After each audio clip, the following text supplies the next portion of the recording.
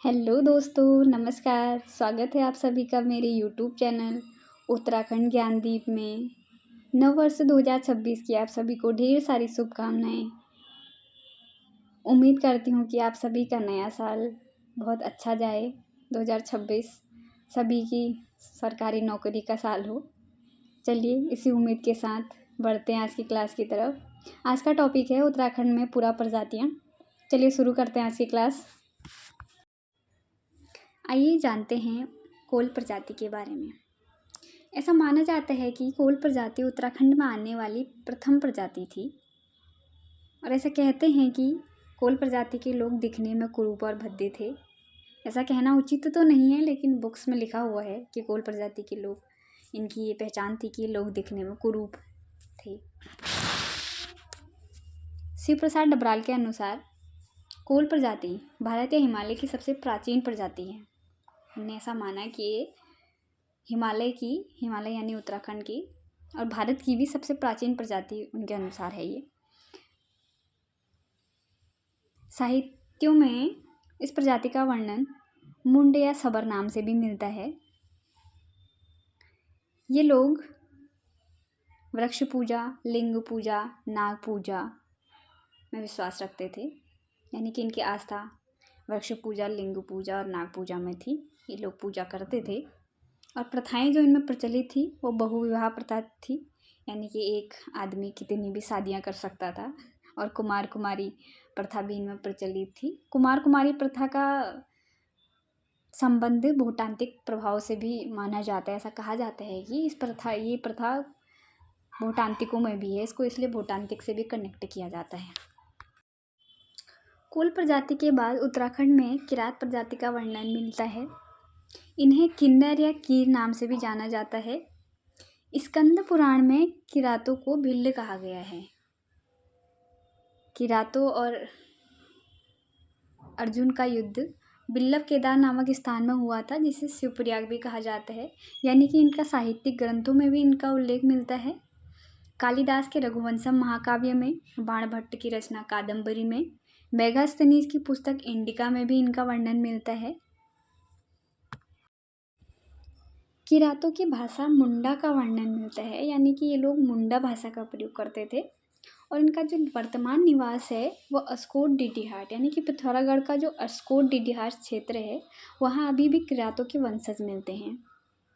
जो George Grierson है उनके अनुसार ये हिमालय की प्राचीनतम प्रजाति है। यानी कि जॉर्ज ग्रियर्सन किरातों को हिमालय की प्राचीनतम प्रजाति यानी उत्तराखंड की सबसे पुरानी प्रजाति मानते हैं, जबकि शिव प्रसाद डबराल जी जो हैं वो कोल प्रजाति को मानते हैं। राहुल सांकृत्यायन का एक ग्रंथ है हिमालय परिचय, उसमें किरातों के संयुक्त परिवार प्रथा, जो कि आजकल ख़त्म हो गया है, संयुक्त परिवार ख़त्म होने के कगार पे है, पुनर्जन्म में विश्वास करते थे और जादू टोना में भी ये लोग विश्वास करते थे। इनका मुख्य खाद्य जो था वो सत्तू था। ये प्रजाति भ्रमणकारी, पशुपालक व आखेटक थी, यानी कि घुमंतु प्रकार की और पशुपालन करती थी। और आखेटक का मतलब कि पशु पक्षियों को मारने का शौक भी ये लोग रखते थे। किरातों के बाद हमारे साहित्यों में जो उत्तराखंड के सोर्सेस है उसमें खस प्रजाति का वर्णन मिलता है। महाभारत के सभा पर्व के अनुसार खस लोग महाभारत में कौरवों की ओर से लड़े थे। राजशेखर की काव्य मीमांसा जो है उसमें भी इनका वर्णन मिलता है। और 1885 में इस प्रजाति को शूद्र वर्ग में सम्मिलित कर दिया गया था। इनमें कुछ प्रथाएं प्रचलित थी, जैसे घर जमाई प्रथा, पशु बलि प्रथा, टिकुआ प्रथा व झटेला प्रथा। घर जमाई प्रथा में ऐसा होता था कि लड़का जो है वो शादी के बाद लड़की के घर में जाकर रहता था। पशु बलि तो हम सभी जानते ही हैं। टिकुआ प्रथा थी जिसमें खसों की जो किसी विधवा औरत है वो किसी भी पुरुष को अपने घर में रख सकती थी। और झटेला प्रथा में ऐसा था कि यदि कोई स्त्री किसी दूसरे व्यक्ति से शादी करती है तो उसके पहले पति से जो पुत्र है उसको झटेला कहा जाता था। इसी प्रथा को झटेला प्रथा कहा जाता था। इनमें देवदासी प्रथा भी प्रचलित थी। ये लोग अपनी ज्येष्ठ पुत्री को मंदिरों में दान कर देते थे। सबसे बड़ी जो इनकी पुत्री होती थी उसको मंदिरों में दे देते थे। इसको देवदासी प्रथा कहते थे। एक प्रथा और है इनमें, जेठू प्रथा, जिसमें खसों की जो ज्येष्ठ पुत्र होता था, सबसे बड़ा जो लड़का होता था वो उत्तराधिकारी होता था। इसे जेठू प्रथा कहा जाता था।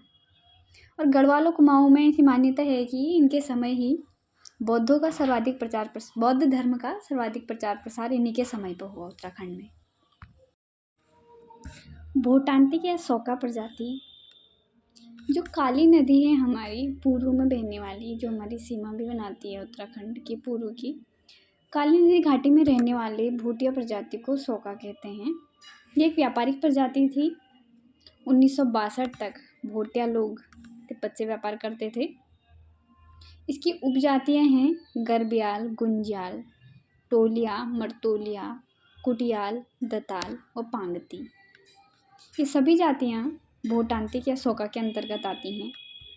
कुछ प्रथाएं इनमें प्रचलित हैं, जैसे रणबड़ प्रथा दारमा व व्यास घाटी में, जो कि पिथौरागढ़ में है। इनकी आस्था भी, ये पूजा भी करते थे। जैसे खूरमा देवता की पूजा ये वर्षा देवता के रूप में करते थे, और घबला देवता की पूजा संपत्ति व्यापार में उन्नति के लिए करते थे, घबला देवता की। इनके समूह को कुंज कहा जाता था। जो भोटिया है उत्तराखंड की जनजातियों में सबसे प्राचीन जनजाति मानी जाती है, भोटिया जनजाति।